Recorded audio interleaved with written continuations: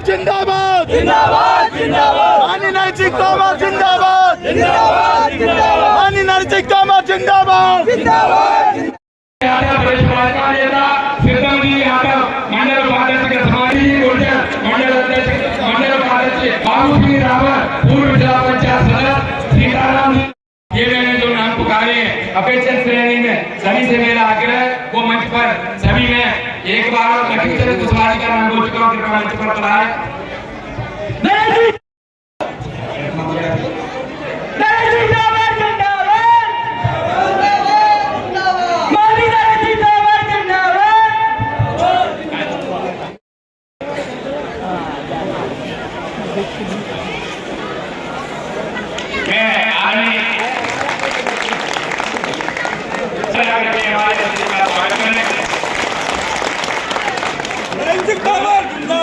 जिंदाबाद जिंदाबाद नरसिंह तोमर जिंदाबाद जिंदाबाद जिंदाबाद नरसिंह तोमर जिंदाबाद। दोनों तरफ जोर से उनका स्वागत करता हूँ, वंदन करता हूँ। हमारे बीच में हमारे मुरैना जिले के लोकप्रिय जिलाध्यक्ष जिस जिले की पहचान मध्य प्रदेश संगठन के कुशल शिल्पी सम्मानित कुशल ठाकरे और इस क्षेत्र की हम सबकी चिंता करने वाली माननीय श्री राजमाता सिंधिया जी ने इस हमारे लोकप्रिय नेता माननीय नरेंद्र सिंह जी को हीरा के रूप में देखा और उनको तराश कर एक ऐसा कोहिनूर बनाया जिसकी चमक से आज श्योपुर, विजयपुर, ग्वालियर नहीं, मध्य प्रदेश ही नहीं, पूरा भारत बना रहा है। ऐसे नेता के लिए जोरदार ताली बजा करके उनका सम्मान करें। भारतीय जनता पार्टी एक भारतीय अध्यक्ष बने, एक छोटे से कार्यकर्ता के रूप में माननीय भाई साहब ने अपनी राजनीति की शुरुआत की। पार्षद बने, युवा मोर्चा के जिलाध्यक्ष बने, विधानसभा का चुनाव लड़े, विधायक बने और मध्य प्रदेश की लोग आरजेडी की सरकार में पंचायत और ग्रामीण विकास कैबिनेट मंत्री का दर्जा मिला और श्योपुर के प्रधानमंत्री। माननीय नरेंद्र सिंह जी ने जब वो युवा मोर्चा में काम करते थे उस समय लगातार विजयपुर के गांव में उनका आना जाना होता था। जैसा कि कई बार भाई ने बताया है कि हमारे क्षेत्र के अनुसूचित जनजाति के आदिवासी भाई पोखरों में और तालाबों में पानी पीने का काम करते हैं, लेकिन 1980 में बाबूलाल नेहरू जी जब क्षेत्र से विधायक बने तो उन्होंने गांव-गांव में पंप लगाने का काम किया और भारतीय जनता पार्टी के एक कार्यकर्ता ने इन दुखियों की, गरीबों की चिंता करने का काम। माननीय भाई साहब ने इस क्षेत्र के लिए लगातार संघर्ष करता रहा। ये क्षेत्र यहाँ पर रोडों की व्यवस्था नहीं थी तो रोड देने का काम किया, चाहे वो उमरी, तदवई, मगरदा, धोलेरा की रोड हो, चाहे वो सोनभई से लेकर सभी प्रकार की रोड। जो हमारे पूर्व मुख्यमंत्री जननायक माननीय शिवराज जी ने सीएम राज स्कूल के रूप में मध्य प्रदेश में विजयपुर जैसे छोटे से कस्बे को भी सीएम राज स्कूल की करोड़ों रुपए की लागत से बिल्डिंग बनाने का काम दिया है। ऐसे लगातार इस क्षेत्र के लिए चाहे वो शिक्षा के मामले में हो, चाहे वो सिंचाई के मामले में हो, चाहे विद्युत सबस्टेशन की बात हो और तो और इस श्योपुर जिले में हमारी आदिवासी अनुसूचित जाति जनजाति की बहनें लगातार मांग करती थी कि हमें आवासों की सख्त जरूरत है।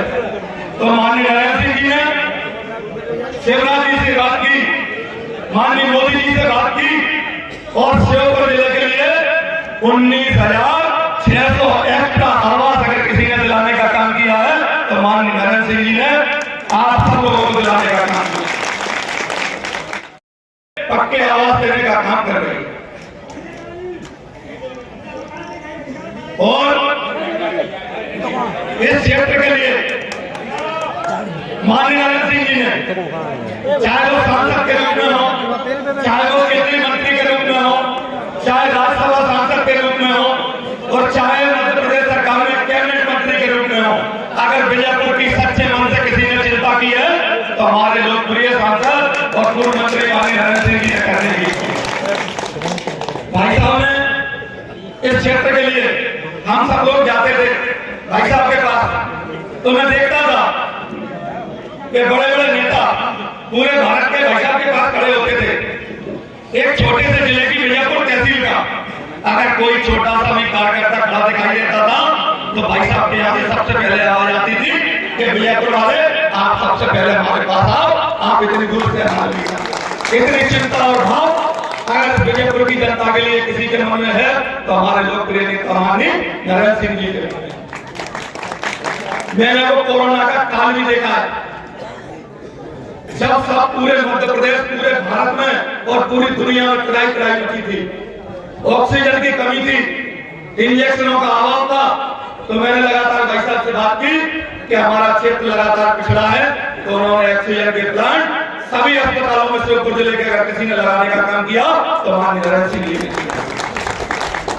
मैंने दिल्ली में भी देखा, यहां से जो भी बीमार मरीज, चाहे वो किसी पार्टी का हो, चाहे वो किसी जाति का हो, अगर दिल्ली में पहुंचा है तो माननीय नरेंद्र सिंह जी ने लेटर के साथ चाहे बात करनी हो, लेटर लिखना हो या डायरेक्ट बात करनी हो, उस मरीज को अस्पताल तक भर्ती कराने का काम और उसके रुकने की व्यवस्था, दोनों टाइम दिल्ली में भोजन की व्यवस्था अगर किसी ने की है तो माननीय नरेंद्र सिंह जी तोमर और हमारे लोकप्रिय सांसद ने। हमने और नेताओं को भी देखा है, उनके बंगलों पर भी देखा है। कोरोना काल में हम कई लोगों को इलाज के लिए लेके गए बीजापुर से, मैंने कहा कई नेताओं के यहाँ गया, लेकिन उस समय ये दौर था कि कोई मिलने को और अपना गेट खोलने को तैयार नहीं था। लेकिन मैं धन्यवाद दूंगा हमारे लोकप्रिय सांसद माननीय नरेंद्र सिंह जी को कि उनके बंगले से जितने भी श्योपुर और मुरैना जिले के उस समय मरीज थे, भाई साहब के घर से सब मरीजों के लिए टिफिन ला करके अस्पताल में जाते थे। ऐसे हमारे नेता हमारे नरेंद्र सिंह जी को, वो नेता ही नहीं है, इस बीजापुर के क्षेत्र की जनता और बीजापुर क्षेत्र के एक कार्यकर्ता के अगर पैर में कांटा भी लगता है तो अगर किसी नेता को इस मध्य प्रदेश में दर्द होता है तो हमारे लोकप्रिय माननीय नरेंद्र सिंह जी तोमर वो नेता है जो उनको दर्द होता है। छोटे से छोटा कार्यकर्ता उनके पास जाता है, चाहे ग्वालियर हो, चाहे भोपाल हो, चाहे दिल्ली हो। मैं तो एक ही बात कहूंगा भाई साहब, अभी मुझे बहुत से लोग मिले जो इलाज करा के आए थे, वो सब एक ही बात कह रहे थे कि माननीय जी अगर दिल्ली में नहीं रहेंगे तो दिल्ली में हमारे खाने की, हमारे इलाज की कौन व्यवस्था करेगा। तो मैंने कही कि हमारा नेता और आपके बीच एक परिवार का रिश्ता है, एक घर का रिश्ता है, आपकी चिंता भी माननीय नरेंद्र सिंह जी ही करेंगे। मैं ये बात आपसे उनके सामने दावे से कहता हूं कि वहां से कोई भी मायूस नहीं लौटेगा, चाहे किसी भी काम के लिए किसी को भी जाना। भाई साहब लगातार इस क्षेत्र की मांग रही, इस क्षेत्र की रोड की मांग रही। जब आप 2009 में सांसद बने और हम पोहरी और मोहना से जब भी निकलते थे तो हम देखते थे कि माननीय नरेंद्र सिंह जी जब से ग्वालियर के सांसद बने हैं पूरे पौड़ी क्षेत्र में रोड का जाल बिछा है। चाहे मोहना शहर सौंदर्यीकरण की रोड हो, चाहे बेलाट सौंदर्यीकरण की रोड हो, तो हमने भाई साहब से कहते थे कि भाई साहब आपने मोहना पौड़ी शहर सौंदर्यीकरण की रोड दी तो इसके लिए बीजापुर को क्यों अछूता रखा है। तो माननीय नरेंद्र सिंह जी ने, मेघरा जी बैठे हैं, बीके शर्मा जी बैठे हैं, परीक्षक जी बैठे हैं, भैया महाराज बैठे हैं, सारे लोग बैठे हैं, हमारे पूर्व जिलाध्यक्ष जी भी बैठे हैं। उस समय थे हमारे अशोक गर्ग जी। हमने भाई साहब से कहा तो उन्होंने तुरंत विजयपुर में शहर सौंदर्यीकरण की रोड बनाने का काम किया। तो माननीय जी हमेशा आप सबके दुख दर्द में शामिल रहेंगे। मैं इन्हीं बातों के साथ माननीय जी का बहुत बहुत हृदय की गहराइयों से स्वागत करता हूं, वंदन करता हूं, अभिनंदन करता हूं। जय हिंद, जय भारत। सदन के और पूरे 230 विधायकों के उस सदन में जहाँ उनको अभी स्थान मिला है वो मध्य प्रदेश की विधानसभा के माननीय अध्यक्ष के रूप में आज हमारे बीच में इस विजयपुर की धरती पे पहली बार आए हैं। आप सब एक बार जोरदार ताली बजा के मैं आदरणीय कंवर साहब को इधर मंच पर सादर सम्मान के साथ बुलाना चाहता हूँ। आप आए और हमारे बीच में आप छा गए हो हम सबकी जिंदगी पर कोहरे की तरह, न हमें कुछ दिखता है और न हम कुछ देखना चाहते हैं। जोरदार ताली बजा। सक्रियता से आपकी सेवा कर रहे ऐसे हमारे युवा नेता गुड्डू यादव साहब, जिला पंचायत के अध्यक्षा बहन गुड्डी बाई, हमारे आदरणीय मुदगल जी, यादव साहब, बीके शर्मा जी, हमारे पार्टी के पूर्व अध्यक्ष और आप सबके बीच में लंबे समय से काम कर रहे ऐसे आदरणीय अशोक गर्ग जी, नगर पालिका के अध्यक्ष कमलेश भाई, द्वारका प्रसाद पंडित जी, तुरसन पाल जी, लक्ष्मीचंद कुशवाहा जी, परीक्षण धाकड़ जी, मंच पर विराजमान पार्टी के सभी वरिष्ठ नेतागण और इस कार्यक्रम में जो हमारे सभी मंडल अध्यक्षों की और बाकी सबने जो परिश्रम किया ऐसे हमारे सभी मंडल अध्यक्षगण और इस अवसर पर उपस्थित विजयपुर के प्यारे प्यारे भाइयों बहनों और पत्रकार मित्रों, मैं आप सबको इस मौके पर हाथ जोड़कर बहुत बहुत राम राम करता हूं।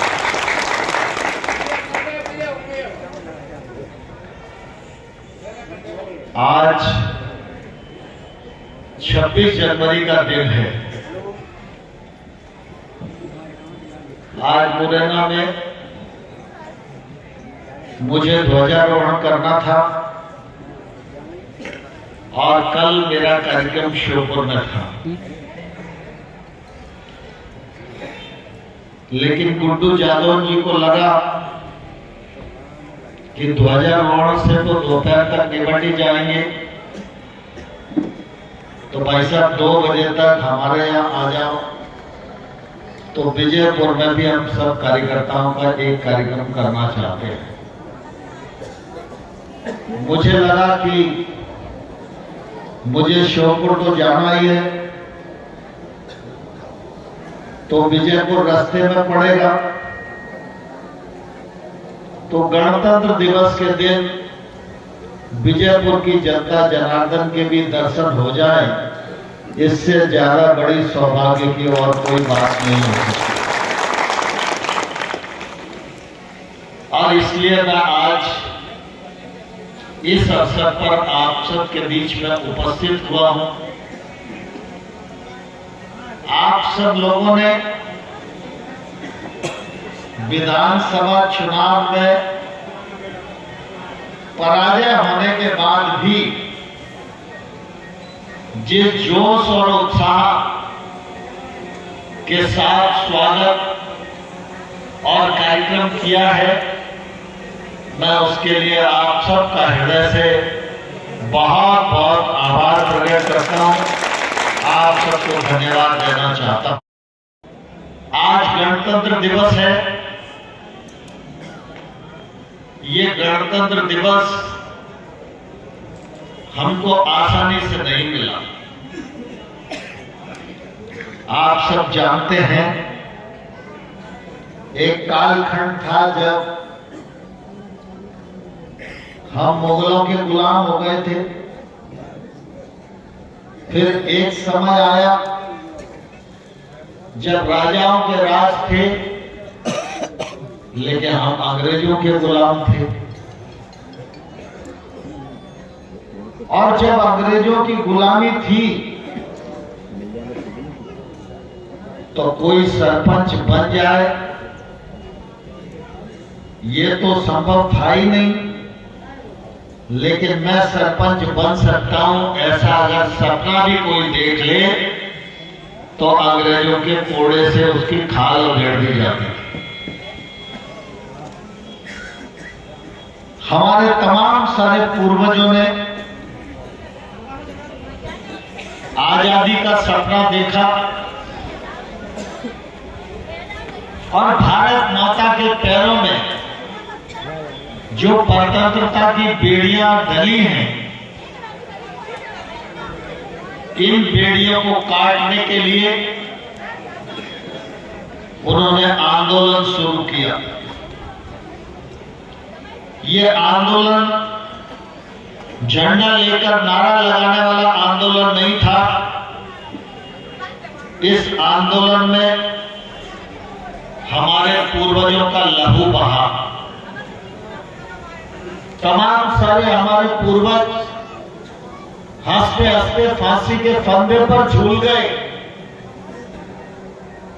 अंग्रेजों की गोली से भून दिए गए। तब कहीं लहू से सनी हुई यह आजादी हम सबको प्राप्त हुई। तब ये 15 अगस्त और 26 जनवरी के दो राष्ट्रीय त्योहार मनाने का हम लोगों को अवसर प्राप्त हुआ। आज भारत ने संविधान को स्वीकार किया था, हम एक गणतंत्र बने थे और इसलिए 26 जनवरी का त्योहार हम सब लोग गांव-गांव में मनाते हैं। ये 26 जनवरी का त्योहार हम मना सके, भारत माता का जयकारा लगा सके, इसमें अनगिनत हमारे पुरखों की कुर्बानियां हैं। मैं इस अवसर पर ऐसे तमाम सारे अपने पुरखे जिन्होंने भारत को आजाद कराने के लिए अपनी शहादत दी, इस अवसर पर उनके चरणों में भी बहुत बहुत नमन प्रस्तुत करता हूं। ये वर्ष और ये कालखंड हमारे देश के लिए बहुत ही महत्वपूर्ण है। नई साल है, साल का पहला महीना है। इस पहले महीने में गणतंत्र तो आता ही है, लेकिन इस बार एक ऐसा दिन भी आया जो आने वाले कल में इतिहास में दर्ज हो जाएगा। आप सब साक्षी हैं इस बात के, गांव-गांव के बैठे हुए लोग 500 सालों से हमारे पूर्वजों ने, साधु संतों ने, कार सेवकों ने अपना बलिदान किया और एक ही नारा लगता था, राम लला हम आएंगे, मंदिर वहीं बनाएंगे। सारे लोग हमारी आलोचना करने वाले कहते थे कि जैसे ही चुनाव आता है भारतीय जनता पार्टी वालों को राम याद आ जाते हैं, जे जाने की बात करते हैं, मंदिर बनाने की बात करते हैं, लेकिन कब मंदिर बनेगा उसकी तारीख नहीं बताते। मैं उन सब लोगों को कहना चाहता हूं, भारतीय जनता पार्टी जो कहती है वो धरती पर करके दिखाती है। हमने कहा था कि राम मंदिर बनाएंगे और वहीं पर बनाएंगे जहां प्रभु राम का जन्म हुआ है। हमने तारीख भी बता दी, राम मंदिर का शिलान्यास भी कर दिया और राम मंदिर की प्राण प्रतिष्ठा भी कर दी। राम का मंदिर बन गया। मेरी उम्र भी लगभग 66 वर्ष की हो रही। हर साल 15 अगस्त आता है, हर साल 26 जनवरी आती है, हर साल होली का त्योहार आता है, हर साल दीपावली का त्योहार आता है। लेकिन 66 वर्ष में मैंने अपनी आंखों से ऐसी दीपावली नहीं देखी जैसी 22 जनवरी को इस देश में मनाई है। भगवान प्रभु राम का मंदिर बनकर तैयार हो गया। कुछ लोग जिनको निमंत्रण दिया गया वो नहीं आए, इधर उधर बगले झांकने लगे। मुझे पत्रकार पूछते थे कि जिन्होंने निमंत्रण स्वीकार नहीं किया उनके लिए आपका क्या कहना है? तो मैं एक ही बात कहता था, जो स्वीकार करेगा वो प्रभु राम का प्रसाद पाएगा, जो स्वीकार नहीं करेगा वो भगवान राम के प्रसाद से वंचित हो जाएगा। देश में दो प्रवृत्तियां हमेशा से रही हैं, एक देवों की प्रवृत्ति है और एक दानवों की प्रवृत्ति है। संघर्ष तो प्रवृत्तियों का ही है, कारक तो कोई भी बन जाता है, लेकिन इतिहास इस बात का साक्षी है कि दानवों पर हमेशा देवताओं की विजय हुई है, कभी राक्षसों ने विजय प्राप्त नहीं कर पाए। और जब दानवों पर देव हमेशा विजयी होते रहे हैं तो ऐसी प्रवृत्ति पर फिर वही विजयी होंगे जिन्होंने प्रभु राम का मंदिर बनाकर देश की करोड़ों करोड़ जनता की इच्छा को पूरा किया। आने वाले कल में वही धारा विजयी होगी और हम धन्यवाद देना चाहते हैं प्रधानमंत्री नरेंद्र मोदी जी को कि आपने प्रधानमंत्री बनने के बाद न सिर्फ गरीब के आंसू पहुंचे, न शहरी आदिवासियों का सिर्फ जीवन बदला, आपने राम मंदिर भी बनाया और आपने धारा 370 का भी खात्मा करके भारत माता के माथे पर लगा हुआ कलंक मिटाया। पहले भी आई हैं और चली गई हैं, लेकिन कभी कभी ईश्वर की इच्छा से सरकार में ऐसे व्यक्ति बैठते हैं जो दिल्ली की चिंता बाद में करते हैं, विजयपुर की चिंता पहले करते हैं। अभी गुड्डू भाई जनधन योजना की बात कर रहे थे। आप सोचो, देश 140 करोड़ लोगों का है। इस जनधन योजना में वो आदिवासी शामिल है जिस आदिवासी की चिंता आजादी के 75 सालों में कम हुई।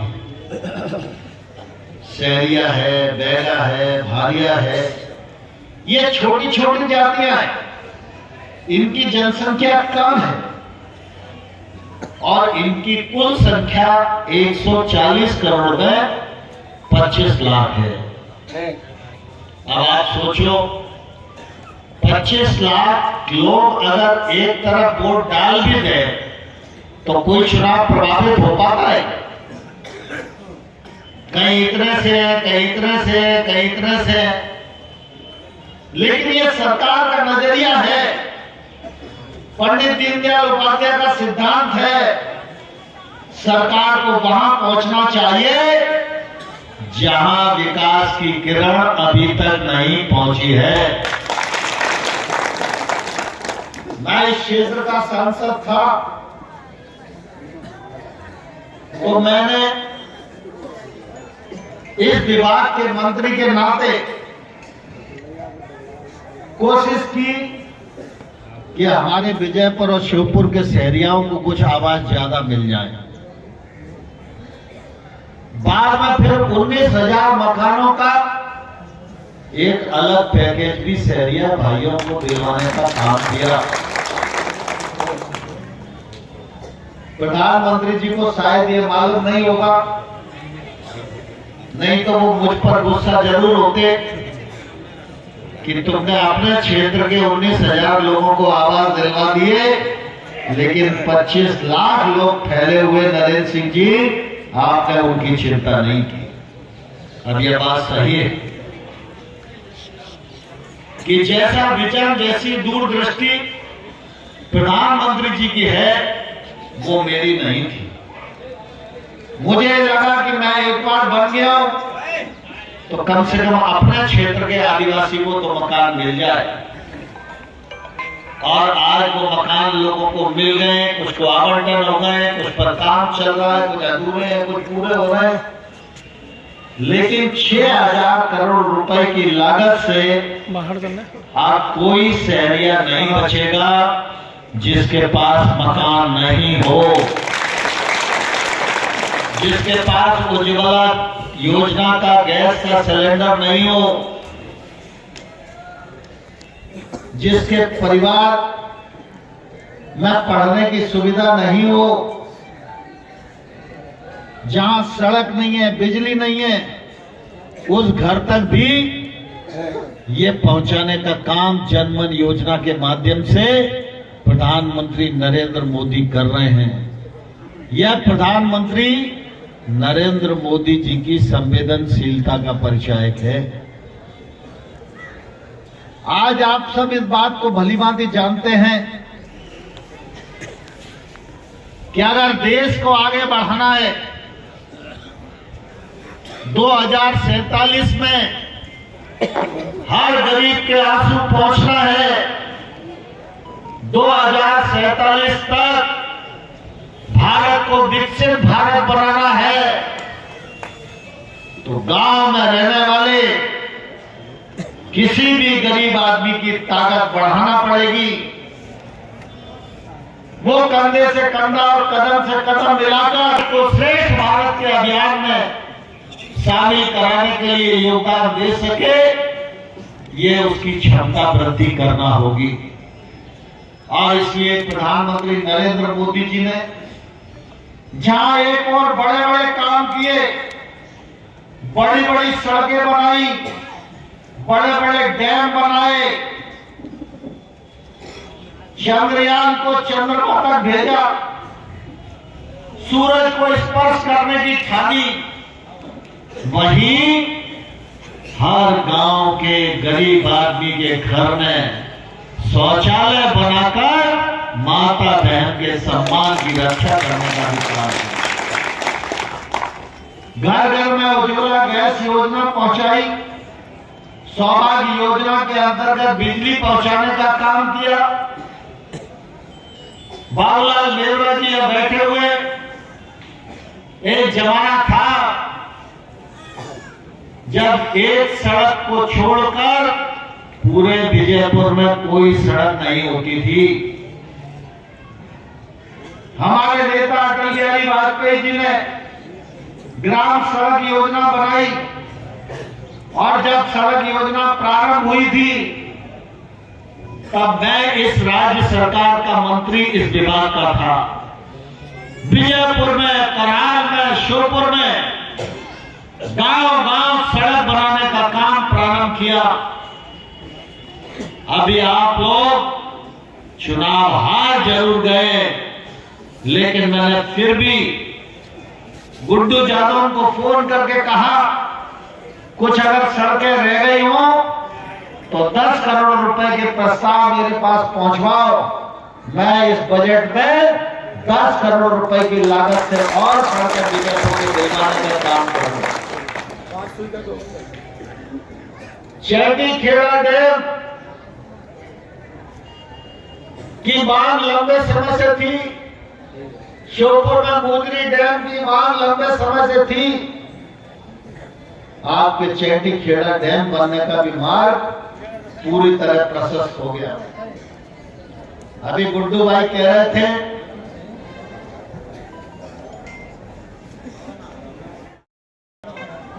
अब आप दिल्ली में नहीं हो,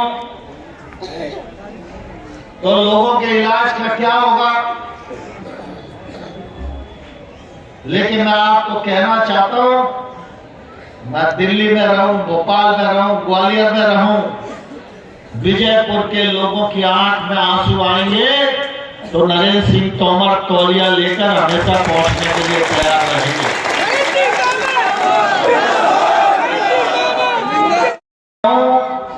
कि अगर एक बार जनता ने वोट दे दिया तो नेता जनता का एहसान कितना भी करे कभी पूरा नहीं चुका सकता है। तो इसलिए एक बार नहीं, दो बार आप सबने मुझे आशीर्वाद दिया। मैं विधानसभा चुनाव के लिए आया तो भी आपने भरोसा किया, चुनाव जिताया भी। इस बार चुनाव में पराजय जरूर हुई है, लेकिन हम भारतीय जनता पार्टी के कार्यकर्ता हैं।